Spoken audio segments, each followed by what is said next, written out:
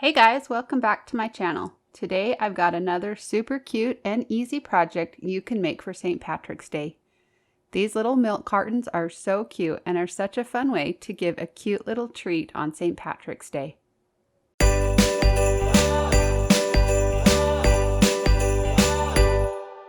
For this project, you'll need 2 sheets of cardstock. You'll want to use either a shade of green or a printed St. Patrick's Day pattern. And then you'll also need a piece of black for the pot of gold. You'll need a clear plastic transparency sheet, some glue, some thin twine and ribbon, glue dots, some candy to put inside the little milk carton, your Cricut, a cutting mat, and the cut file. So grab your supplies and then head over to your computer. The first thing we need to do is grab the SVG file we'll be using for this project. You can get it for free on my blog at burtonavenue.com. I keep all the SVG files for the projects that I make and share in this free SVG library. These files will work with all kinds of cutting machines and they're free to everyone. Once you're on my site, just click on Free SVG Files and then Free SVG Library. You will need a password to get into the library, and there are instructions on the screen if you need to get one. Once you're in the library, you can search for the file St. Patrick's Day Mini Milk Carton.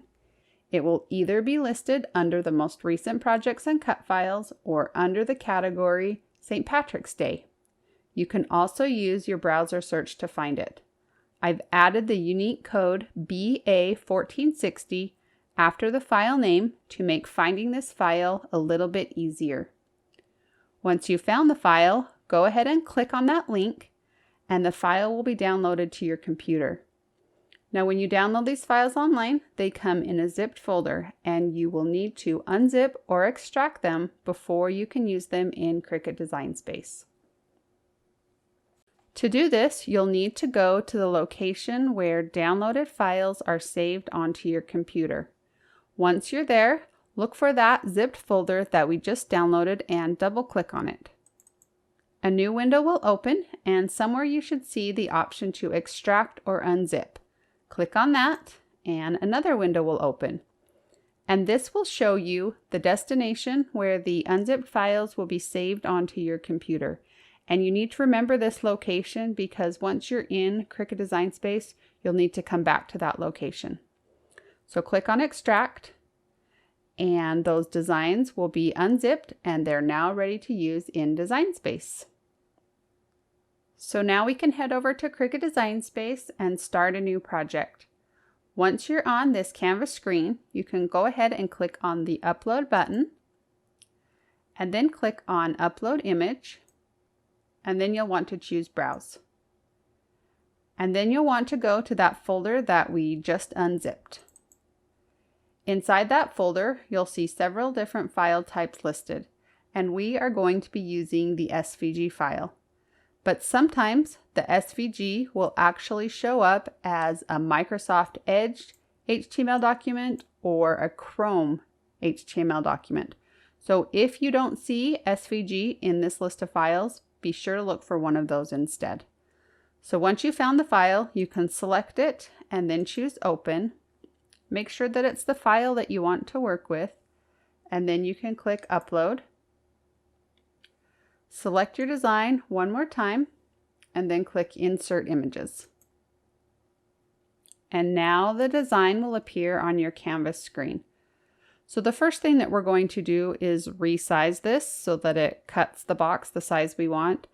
And you can actually do this box a few different sizes. It just depends on how much candy you want to fit inside. Since most cardstock or scrapbook paper is about 12 inches, the max that you can make this box is probably about 11.5 inches. It kind of just depends on how much candy you want to fit inside. For my box, I'm going to change the width to 8.25 inches. And that will make this box about 2 inches square. So once you've resized it, the next thing that we need to do is ungroup the design. Right now, everything is grouped together, so we need to separate it so we can work with the individual elements. To do this, you'll right-click and choose Ungroup, and now you see we can select all these little parts. So up here on the actual milk carton, we have these little cut lines for the perforation marks, and then we have the milk carton. And what we want to do is select both of those groups and attach them together so that when we send it to our Cricut, it will cut it out correctly. So you'll select both layers and right click and choose attach. And that locks those together. And then since these are just individual pieces, we don't need to attach them. So we'll cut this piece up here in a St. Patrick's Day cardstock. We'll cut the pot out of black, and this square we'll cut out of a clear transparency sheet. So let's click on that green makeup button. And you'll notice it's going to sort everything onto our 3 different mats. If everything looks okay, you can click on continue. And once Design Space finds your machine, you'll be taken to this screen. For this first transparency layer, you want to make sure that your dial is set to custom, and then we can browse materials to find transparency sheets. So select that, and then you can go load your transparency onto your cutting mat and do that first cut. So place your transparency on your cutting mat and smooth it down. Then load it into your Cricut by pressing that up and down arrow button. When your machine is ready to cut, the C button will light up. Press that and your machine will begin cutting. Once it's cut out that square, you can press the up and down arrow button again to unload your mat. Remove the transparency from the cutting mat and then place on a sheet of black cardstock. And then you can load that into the machine. You can turn your dial to cardstock and then press the C button and the machine will begin cutting. Once it cuts out the black, you can repeat these steps with your St. Patrick's Day cardstock. To remove the milk carton shape from your cutting mat, you'll want to flip over the mat and gently curl it back so that the cardstock will just kind of pop off. Next, you'll want to fold the perforation marks. The marks along the bottom and sides you'll fold back, and the angled marks and the middle line between them you'll want to fold forward. Next, we're going to glue on that clear square transparency sheet, and this will just keep our candy from falling out of the milk carton. So flip the milk carton over and put a little bit of glue in each of the 4 corners. You can spread it around just a little bit and then glue on that transparency sheet square. Make sure that the square is centered and that it's not covering any of those perforation marks. Once that has dried, we're going to apply some glue to that tab. Then you can fold the box in half and glue that tab in place. Next, we're going to glue the bottom together. So first you're going to fold in the smaller tabs and then the larger tabs. You can place glue on each one, and then once you've glued it together, you can place it on a flat surface.